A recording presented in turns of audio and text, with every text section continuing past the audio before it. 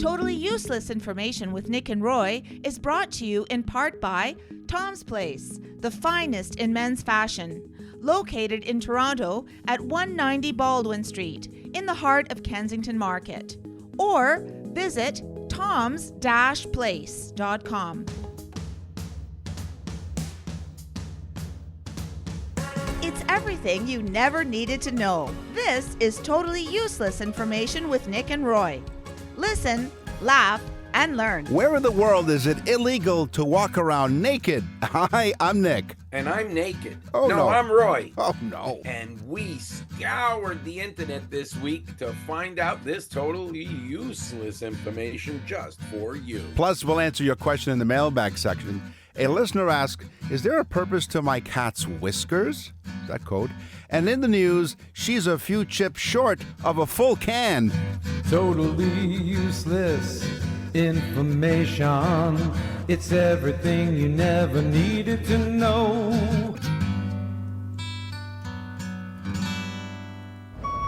Hey! Oh! You! Where's your hard hat? Fasten your tool belts. This is Totally Useless Construction Info with Foreman Nick and Roy. Come on, let's go! Oh, thank you. She's got all her chips in her cans. Thanks for joining us. 80 different countries around the world. I'm going to get heck for that from the voice lady. Thank you for joining us. I'm going to let's go to France. Let's go to northern Burgundy, France. Deep in the forest of France's Burgundy region, a group of enthusiasts are building a medieval castle. You're going, okay, so what? But they're doing it the old-fashioned way, with tools and methods from the late 13th century. There are no mechanical sounds, no motor engines, no cell phones. But the idea... Oh, by hand. That's right. The idea started in 1995 from CEO Marilyn Martin. And she said the project is all about highlighting nature, history, archaeology, and heritage skills. The advisory committee is made up of archaeologists, historians, castle experts, and they're associated with the project. Now, all the workers are dressed in medieval clothing, except for sturdy contemporary footwear and sometimes helmets mandated for modern construction sites, because safety is first, of course. But it is still under construction. In 1852, Elijah Otis demonstrated his first elevator. It's not until 1857, though, that the first one was put into working use in a 5-story London building. Right. So that's all well and good. And I think we might have spoke about the invention of the elevator from Otis in one of our invention things.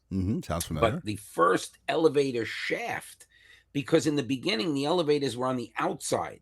So in case people got stuck or anything like that, they could get them out and work on them if they broke down and so on. Right. But it's not until Peter Cooper designs the Cooper Union building in New York City, the school Cooper Union, which has a story for me, but I'll get to that in some other show. Okay. But this guy, Peter Cooper, designs the Cooper Union building with an elevator shaft, a closed elevator shaft.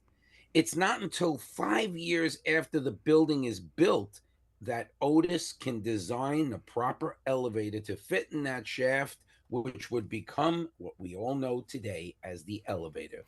What was it? What did he invent? The elevator? The old shaft, Nick. He gave him the good shaft. Can you dig it? So I was waiting. We're not on music. Listen, I know we're not on music yet. That's coming up next on Totally Useless Information with Nick and Roy. As soon as you said elevator shaft, the first thing in my head was, can you dig it? So you've heard of really old and prestigious theaters on Broadway, right? You know, really old and creaky, Yes, but that's sure. part of the charm that is Broadway. How about this? How about a double-decker theater?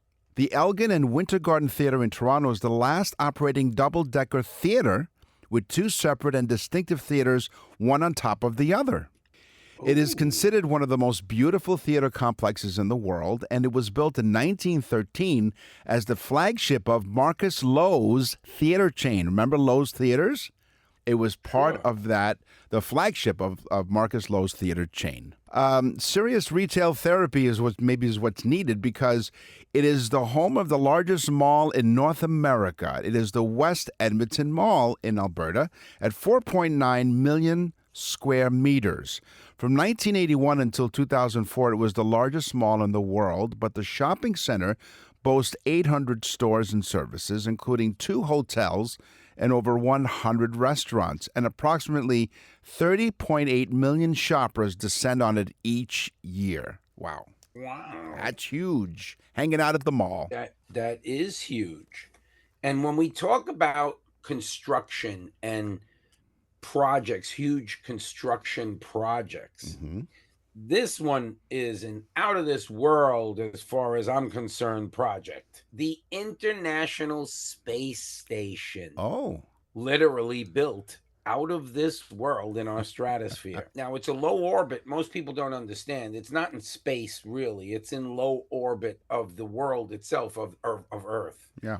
But it maintains that low orbit. But most people don't know that the International Space Station, we say International Space Station, but it's run by 5 countries: the United States, Russia, Europe, Japan, and Canada. Right. The largest space station ever constructed. It was constructed by these 5 different space organizations to be used to further give us knowledge in space. And of course, each piece was brought up there and assembled by different groups and the different docking stations and so on. It is so amazing that I started delving into this, and you could read on for days and days and days. 1975 was the first Apollo Soyuz test project. But of course, in the 1970s, space was the thing, and I think we're getting back to that now. So, International Space Station, an out of this world construction project. You know what I was thinking as you're saying all these countries send up some parts or whatever as they're assembling it. I wonder, like, we've all had experiences with putting together some IKEA furniture. I wonder if they had extra parts when they were assembling the International Space Center. Yeah, but they just keep them in case, just like we do. That's right. Yeah, so put them in a drawer. In fact, they have marked on the space station in one of the cabinets, it says junk drawer. No. It's space junk drawer. That's what it is. Holy church. There's never any space in the junk drawer. No, there isn't. That's true. But somehow you get those extra things. And you stuff it in there or whatever, and and somehow you find everything you need in there. Except for the 9-volt square battery you need for your smoke detector. That you have to touch to your tongue to see if it still works. Oh, my tongue is, you know what? My tongue is tickling as you tell me that, but I'm not telling you why. Holy Church, St. Joseph Oratory of Mount Royal is one of Canada's largest churches. The Roman Catholic minor basilica, as opposed to a major basilica, on Westmount Summit in Montreal, opened in 1967 and can seat 10,000 people. It's like a small arena. More than 2 million visitors and pilgrims visit the church each year. I thought pilgrims were extinct, but whatever. Not those kinds of pilgrims. I guess religious pilgrims. Do they wear the funny hats? I'm not sure. Well, that's what I was picturing. With the bucket, with the buckle. With the buckle. Buckle on their hat. The old buckle hat. Right. The building. Didn't we say on our show that that's not true? What? Oh, yeah, I think we did. That's true. That's true that it's not true. The building's granite exterior was constructed with blocks cut from Le Megantic quarries. So don't take the granite for granted. You know why the pilgrims didn't flourish, Nick? Why not? Because they were wearing their belts on their hat instead of their pants. That's right. So they had the buckles on their hats and their pants kept falling down. Yeah, you run around like that, you fall down because they're on your knees. I love this one. This is crazy. William Fuld, the CEO of Cunard Novelty Company, patented something that was being used called, they were called different things, but he named it and patented it, the Ouija board. Oh. You ever play Ouija board? Yes, a long time ago. Freaked me out. Yeah, it would scare the living hell out of kids, and it'd make it like spell something out, and it just would creep the hell out of everybody. Yeah. Well, in 1927, Mr. Fund said that the board told him to build a new factory, an extremely large new factory. Oh. Which he built. The factory went into service. A month later, William Fuld fell to his death mysteriously from the roof of said building. Dun, dun, dun, dun. Dun, Wow. dun, dun, the Ouija board told him to build it. Oh. You build it, he will die. You're listening to Totally Useless Information with Nick and Roy. All rise! Totally Useless Information Court is now in session. This is totally useless law information with Nick and Roy. Objection. Overruled. Oh, here's my teaser, because I know you've been shivering in the cold because you're not wearing any pants. But in Singapore, under Section 27A of the Miscellaneous Offenses Public Order and Nuisance Act, it is illegal to walk around naked if you are visible to the public. So even if you're walking around in the privacy of your own home and people can see you, it is still illegal in Singapore. Oh, so you can't even walk around naked in your house? As long as no one can see you walk around naked. Well, where is this, Nick? In Singapore.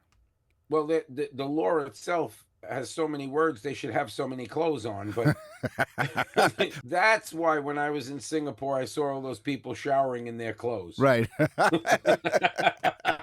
Yeah, so but you can't go to, let's say, a gym right. and shower at a gym I guess where not. possibly someone could see you. See, there's a loophole in that law. 27A of the Miscellaneous Offenses Public Order and When Nuisance. I'm naked, I always say, if there's a loophole, fill it. 100%. Okay, so we're going to talk about law. And that's why I said to myself, what was the first legal code ever written? Oh, nice. The legal code was called the Code of Your Nammu, Nammu. Right. It was written 2100 to, they're not sure. Okay. It's 2100 to 2050 BC. Remember, it goes backwards. That's right. So we had that in the show as well. But anyway, between 2100 and 2050 BC, it was written in Mesopotamia. It's the first known written laws called the Ur Nammu. Nick and Roy will continue with totally useless information. Totally useless information with Nick and Roy continues. Listen, laugh, and learn. Now, at our age, we often go to the bathroom, to the washroom in the middle of the night, right? Because we've yes, I do. several times. Well, if we were in Switzerland, we'd be breaking the law. Here's why. It's not technically illegal, but flushing the toilet after 10 p.m. is strongly frowned upon. Oh. This is because the sound of a toilet flushing late at night has been deemed as noise pollution by the Swiss government. Oh, yeah. Yeah, these rules were imposed, a lot of holes in these laws. The rules were imposed by landlords ensuring any home must follow the guidelines of avoiding flushing the toilet between 10 p.m. and 7 a.m. But that's the prime time when we have to go. Anyway, it's also... This coming from the people of Switzerland and Denmark who walk around in wooden shoes. Yes, really noisy. Pretty noisy, Yeah, too. that's right. It's also considered... Here's another thing, though. Further to that, it's also considered rude if the Swiss neighbor overhears the sound of water moving your waste through the drain pipe. Oh, no. Yeah. You see, this is just ridiculous. It is. See, I'm just so glad, though, that they don't have the same laws as some countries, because I really do appreciate peeking through the window, seeing that Swiss woman making the hot chocolate at 4 a.m. Swiss miss? They have no nudity laws there. Oh, in no, they don't. Switzerland. You know, the clothes, when they ruffle, make noises, so why Yes. wear them? Oh, it's a great point. So you would think a Swiss miss. So shouldn't it be Miss Swiss, right? Anyway. Yeah. Yeah. It should be whatever they want it to be. 100%. So, again, I'm going to go with firsts. All right. The first woman lawyer in the U.S. was a woman from Iowa. Her Iowa? name was, from Iowa. Okay. Her name was Arabella Mansfield. Okay. She had to sue the state of Iowa to get the privilege to take the bar exam because women were not allowed. It was strictly for men. Oh. That's crazy. So in 1869, she took the bar and became the first woman lawyer in Iowa. That's amazing. That's crazy. It is. Yeah. I took the bar exam once, and now I can make a mean pina colada. That's not the same. Yeah. Hey, Down Under. In Australia, it is illegal to transport hay in the trunk of your car. Hey, Hay, yes. Hay.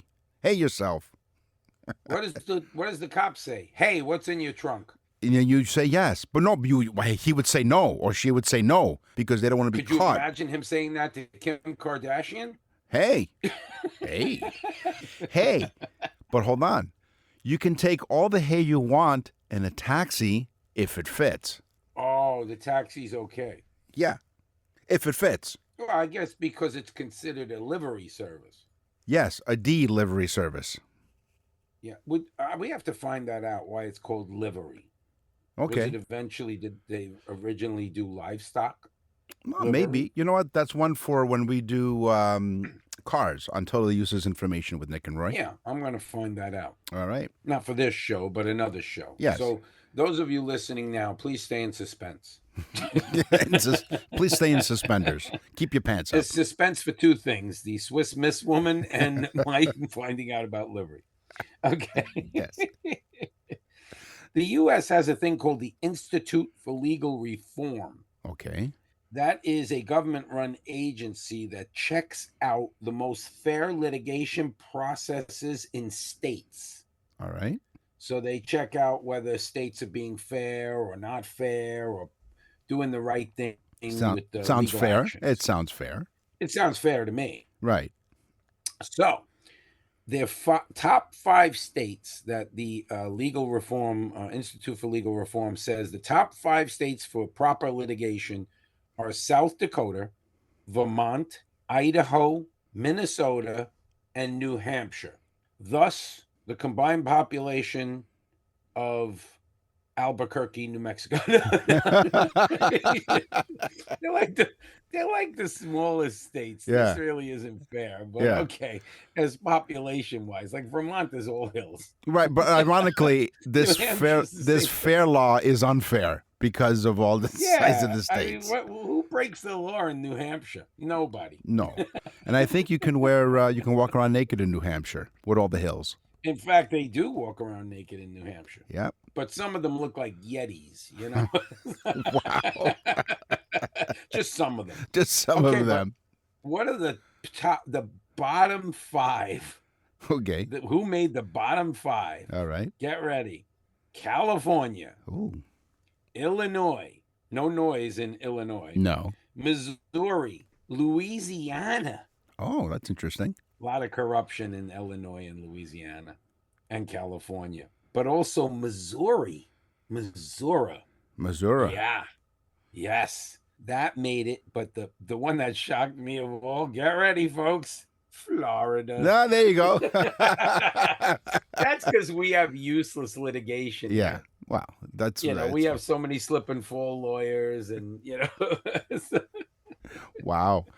Das Well, Gas. we got an elderly population. They're always falling. Yes, and they can't get up.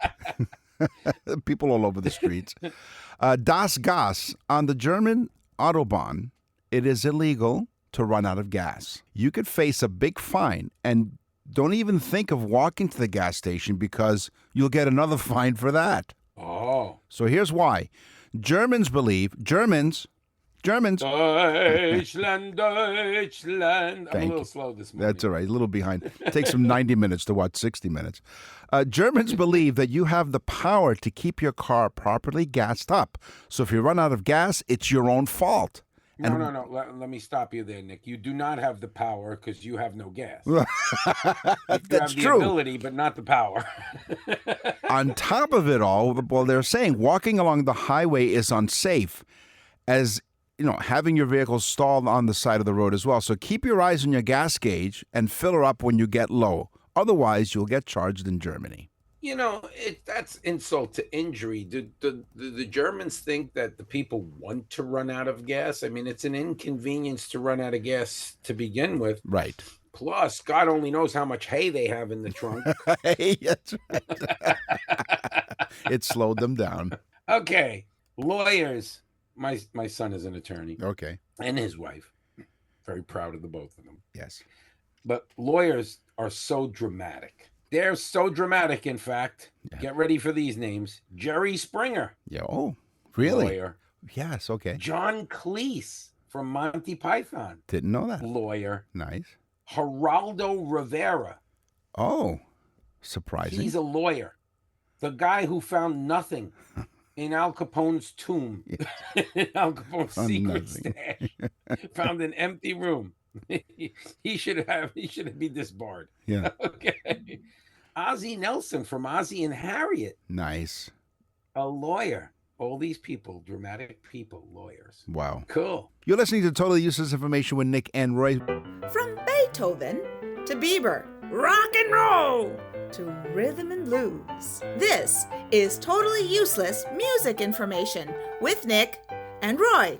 So Neil Diamond, okay? Everybody loves Neil Diamond. He's great. He is great. But what most people don't know, well, if you're a frequent listener to the show, you know that I sing, I entertain, and Right? do shows around all over the place, but mainly Southwest Florida. And go to music And- by, hold on, let's give the plug, musicbyroy.com. Yes, musicbyroy.com, musicbyroy.com. But anyway, so one of the things that amazes me is certain songs, you know. And one of the songs, like Neil Diamond wrote music to make money long before he was a star himself. Oh, okay. And so there are certain songs that we just know. Everyone knows them. It transcends generations. One of those songs is a Neil Diamond hit that nobody knows is a Neil Diamond hit. Okay. And it goes, I thought love was only true in fairy tales. Oh, wait a minute. I'm a believer from Oh. the Monkees. Wow. Yes, everybody knows that song, and it's just amazing because when I tell people that's a Neil Diamond song, they're like, and then when you listen to it again, you can almost picture Neil Diamond singing that song. I encourage people out there, download "I'm a Believer" from the Monkees, and then picture Neil Diamond. You can almost hear him singing it. Nick and Roy will continue with totally useless information. Here comes the groom. Is there an upcoming wedding on your calendar? Hi, Nick and Roy for Tom's Place. If you're the lucky groom, Tom is your best man and ready to make you and your wedding party look stunning on your big day. Whether it's formal or casual, destination, celebration, traditional, or contemporary, they literally have you covered in clothes with their tailored suits and classic tuxedos, complete with all the accessories to help you shine in the spotlight. Why rent when it's so affordable to buy an outfit that will serve you well for years? For the father of the bride or groom or a special guest needing elegant attire, Tom's Wedding Specialist help you save more and dress better. Discover more, including Canadian-made brands. Make sure you enter the wonderful wedding contest at toms-place.com. That's toms-place.com to win a $500 credit for your wedding party. Tom's Place, 190 Baldwin Street in the heart of a Kensington market in Toronto. Tom's Place will suit you. We're back with totally useless information with Nick and Roy. Listen, laugh, and learn. Remember as a kid, you were told never to play with your vegetables. You have to eat your vegetables, right? Don't play with your food. Don't play with your vegetables, right? Well, Nick is so old that he predates vegetables. Right. They were like, Nick, when you eat your tree. Well, yeah. How about this? How about playing with your vegetables? Oh, yeah. So that is the sound of vegetable instruments, okay? The world's first orchestra exclusively play music using vegetables. They played over 344 concerts over the course of 27 years.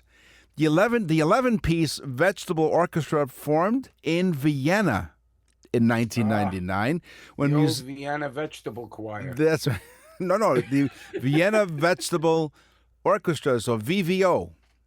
That's amazing because Nick has something in common. These people in Vienna use vegetables as musical instruments. Right. And Nick looks like a vegetable while playing a musical instrument. Right. like a head of cabbage. So the so the performers have now perfected the art of playing with their food. Their instruments include carrots carved into recorders and leeks into mandolins. The orchestra was awarded the Guinness World Record for the most concerts by a vegetable orchestra when they played their three. One. Well, yeah, but One. wait, so this is after they played their 344th show. So any unused vegetables, because if you're wondering, so when they're done with the concert, obviously the vegetables won't last long. They have a great stir fry. Well, they're made into soup to be served at the concert. Oh no! So imagine, yeah, I'd love a vegetable stew with vegetables handled by musicians. Yeah, you got to see a doctor when you have a leaky mandolin. That's right. Here's the thing. Here's the question everyone asks, of course. Are the musicians vegetarians? The answer is no. No, they're carnivores. Right. Isn't that You cool? try playing a cow or a horse, you'll get kicked. Try to play a cow like an accordion. What's the name of the song? Flatulence. No. The name of that song, actually, the song is written in B flatulent. Listen, so again, certain things in musical history are crazy. Yes. And one of the things that I say at my show is Barry Manilow. Again, another all-time great, Neil Diamond, Barry Manilow. These are the great singers of our time, especially for ballads. But I Write the Songs is probably Barry Manilow's biggest hit of all times. And he's had like 30 big hits. But I Write the Song is one of his biggest. Right. Well, guess what? How ironic is this? He didn't even write it. No. Who wrote it? Oh, hold on. No, Let me it guess. was Who written wrote it? by a guy named Neil Bruce- Diamond. Bruce No? Johnston. What? What? Yes, So, it was written by, he wrote, I Write the Songs. Barry Manilow sings it, takes it to all-time hit status. right. But think about the irony of a guy who wrote so many songs and jingles in his lifetime. His biggest accomplishment is a song he didn't write called I Write the Song. The irony. It is. And I thought maybe, you would say Neil Diamond wrote that song, but no, it wasn't even him. Wow. No. So so people listen to music to live for various reasons, and so they did a study about music therapy. Yeah, bow, chicka, bow, wow. Yeah, that's something totally different. That conjures up some great memories, so musical therapy. Characters of varying degrees are found in music. They can affect one's mood. Music can raise someone's mood, get them excited, make them calm and relaxed, very much like our show. Music also, and this is really important to note, allows us to feel nearly or possibly all emotions that we experience in our lives. So that is truly the power of music, but music therapy in general. So no matter what your musical genre that you enjoy, it really helps you experience as many emotions in your life. Oh, that is so true. It's just amazing how, like, I'll be doing a show and like I'll sing an Andre Bocelli song, and, Right. and certain people are crying. They're crying, and oh, my mom loved that song. Or, and it's amazing how music brings out emotions. Not only emotions, you can see the people staring into space, but they're not. They're actually replaying in their mind the events that happened during that song. Yeah. I go with my wife sometimes to the gym. Okay. I think I was there in 1992. Wow. No, but I do. I go, my wife is into spin classes. You know what spin classes are? Is Nick? that like basically a stationary bicycle? It is. I thought you were going to say you sit in the corner and just spin around. No, on no. the floor. That's when I go to the gym. That's what happens. It's sit and spin. That's where I go. That's the class I go to when I go to the gym. It's sit and spin. Yeah, Nick goes to a bar. He does fall classes. Right. In the spring, go figure. But anyway, so my wife goes to these spin classes. Okay. So I'm talking to the guy who does the spin class, All who right. I don't like because he's a good-looking guy in good shape. Oh. And my wife stares directly at him for direction, Yeah. or so she says. Right. But you know what? But, But hold on, anyway. hold on. But she's thinking of you every single moment. Of course she is. I'm sitting there and I'm thinking to myself as I'm in this class, the music is blasting. It's this like techno boom, boom, boom, boom, boom, boom, boom. And I talked to the guy after the spin class, and he says that studies were done. And I said, wait a minute, I'm putting this on the show. Studies were done that the spin classes, these girls have to go and guys have to go like crazy to keep up with this spinning. I mean, they're sweating like crazy. They're spinning. The musical beat has something to do with the rhythm and the rhythm of their cardiovascular system. The faster the beat, the faster they can go. And studies were done that working out with louder music, if louder is a word, Yeah. and and uh and the beat of the music. So the cardiovascular system works also with the beat of the music. I thought that that was amazing. It took the guy 3 times to explain it to me because I couldn't hear him because all I heard was boom, boom, boom, boom. So you're either in a spin class at the gym or you're in one of those fashion designer stores. Yeah, and I didn't trust him. I actually looked it up, and it is true. Okay, there you go. So the oldest song known to man is Hurrian Hymn number 6, because the first 5 really didn't matter, which was I was written. going to say, if that's the oldest song, what about 1, 2, 3, 4, and 5? It wasn't good enough. So it was written around 1400 BC. It was discovered in the 1950s on clay tablets in the ancient Syrian city of Ugarit. Wow. And according to my research, of course, on Totally Useless Information with Nick and Roy, that particular information was published in Rolling Clay magazine. Can you imagine, though, them sitting there trying to decipher the hieroglyphics? And it says, okay, see. All right, I think I have the first set of words. Camptown races sing my song. Doo-dah, doo-dah.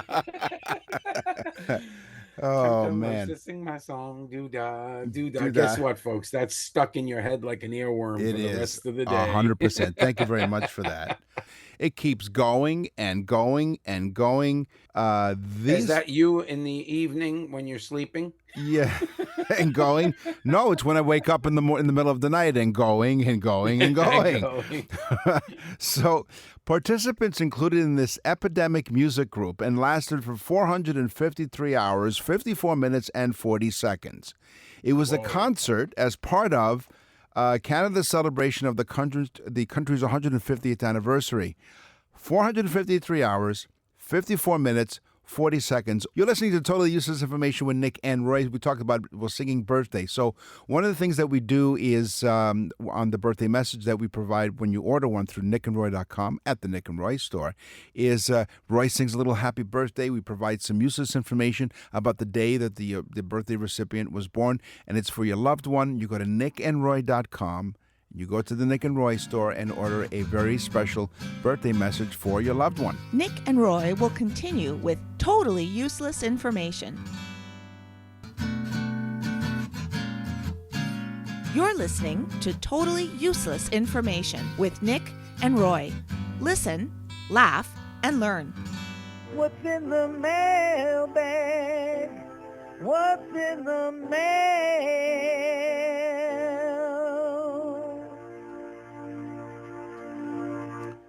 So today I have 2 mailbags, and I teased one, which is about the cat whiskers, but I wanted to do a special shout out today in the mailbag. So we get emails all the time, of course. Every week we present it to the audience, and sometimes it's about birthday message feedback, and sometimes it's about they want to ask a question, like today, like I said, about cat whiskers. But I got a very special one, a quite touching email a while ago. Yeah, this one touched our hearts. So I'm not going to read it to you, but basically, it was one of our listeners who listened to our show on CKTB in St. Catharines as part of the iHeartRadio network, coast to coast in Canada. And she said that her mom loved our show. It was airing Sunday afternoons at 5 o'clock, and they would sit there, and her mom was ill with a brain tumor, and so she moved in with her, and so they would listen to the show, and we put a smile on her mom's face. Well, sadly, her mom passed away in January, and she told us that she still listens to our show. Her daughter, Nancy, listens to us every Sunday as part of to kind of think back to her mom. And her mom's name is Bernadette, or they called her Bernie.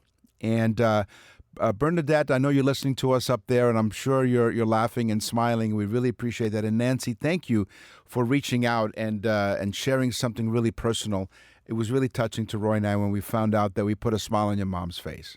Yeah, that was a heartfelt email, and it really is touching to Nick and I. After 5 years of doing this, we really do enjoy doing it. But honestly, hearing from the listeners who tell us how touching it is to them, or how much they learn from the show, or how much they laugh from the show, or how they like the person I just spoke about, how their whole family is involved in the show. It's amazing to us, and it is gratifying to us, and we are honored to do the show for you. It is. So here's the other mailbag that I have. Lisa from Jasper, Alberta says, Dear Nick and Roy, we love listening to your show. We always get a giggle from you guys. Just a giggle. Both of you are really funny, and I wouldn't mind hanging out with you one day. Oh, sounds like a proposal to me, don't you think? Sounds like we're back in the 80s. Here's my question. My husband and I are both cat lovers. In fact, right after we met, we introduced our cats to each other. They also got along right away, and we knew that we would get along too. Isn't that nice? So they used their pet cats to find out if the two of them will hit it off, and they did. So here's my question. So now the cats share the same litter box. That's correct. And so do the husband and wife. Yes, in so many ways. So here's my question. What is the purpose of the length of the cat's whiskers? Well, that's a great question, Lisa. Thank you. Cats use their whiskers to determine whether... a measurement thing? Yes, they use their whiskers to determine whether they can fit through tight spaces. We've been doing this show for way too long. Yes, the length of a cat. No, well, it's a great guess, right? Sometimes we guess correctly and sometimes we don't. But when a cat approaches a narrow passage, it uses its whiskers to gauge whether it can pass through without getting stuck. So yes, so there is a purpose for the length of the whiskers on your cat. So thank you, Lisa. What a great question. On the show today, we talked about law. We talked about construction. We talked about music. It's time for the news. And now, from around the corner and around the world, this is TUI News. An Orlando woman was arrested after a... What? Florida. Okay, but hold on. So in my teaser, what did I say in my teaser? I said this woman, she is a few chips short of a full can, okay? An Orlando woman was arrested after attacking a man recently, according to the Orange County Sheriff's Office.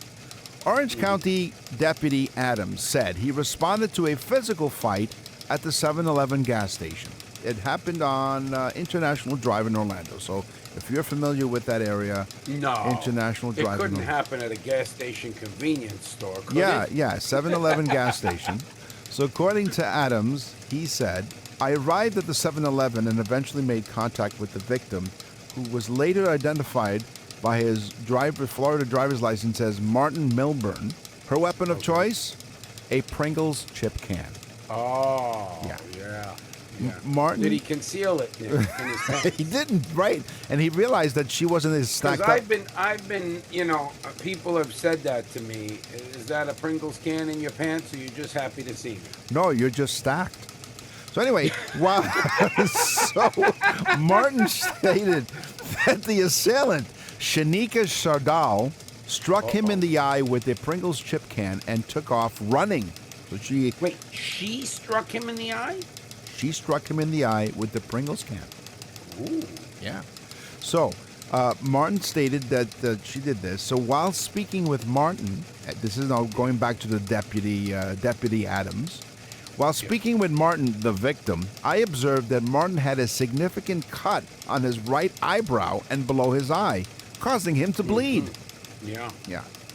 So From the can. This from is the Pringles can. From the Pringles can, yeah. But she fled yeah, the these scene. are dangerous weapons. Orange County Fire Rescue treated Martin's injuries on the scene. They're still looking for Shanika. Oh, wait a minute. So Shanika got away? She got away. She hit him with the Pringles can, and then she fled the scene. And was the Pringles can empty or full?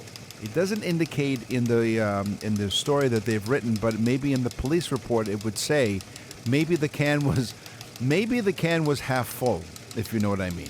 If you're ever going to visit someone in jail, just bring them a Pringles can. They can get out with that. You know, that's a dangerous weapon. It is. And if it's got the chips in it, it's loaded. Yes, a loaded weapon. Speaking of I loaded, guess that's a loaded baked potato. it is. Yeah, maybe So she. this guy, Yeah. why did she hit him? Does anybody say?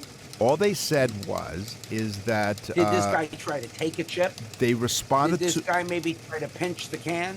They, You know what I mean? No, they responded to a physical fight, according to the report. So Oh, so he knows Shaniqua. it's it's Shanika.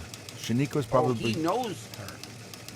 yes, they know each other. So So that's how they have her name. Yeah, I couldn't so- figure that out. Yeah. So he knows her. They had a verbal altercation or some sort of. well, became physical, Ouch. but became physical, right? And I guess it became physical when she threw the can at him. So we're not sure what the nature of the argument was, but Shanika is on the loose, and so if you're a witness to the 7-Eleven International Drive in Orlando, please call the Orange And County looking at the Police. saturated fat on the Pringles can, we could basically judge. No, she wasn't at Walmart. That's all the time that we had. That's all the time that we have for Totally Useless Information with Nick and Roy. Thank you very much for joining us. We will scour the internet far and wide to find totally useless information just for you. So until next week, tell a friend about the trend. Tell everyone about Totally Useless Information with Nick and Roy, and go to nickandroy.com. Look at the birthday message. You will be so happy and excited that you did. I'm Nick. And I'm Roy. Thanks for listening. Totally Useless Information with Nick and Roy is recorded and produced in Canada. For more totally useless information, visit nickandroy.com. That's nickandroy.com. Totally Useless Information with Nick and Roy has been brought to you in part by Tom's Place, the finest in men's fashion. Located in Toronto at 190 Baldwin Street in the heart of Kensington Market. Or visit toms-place.com.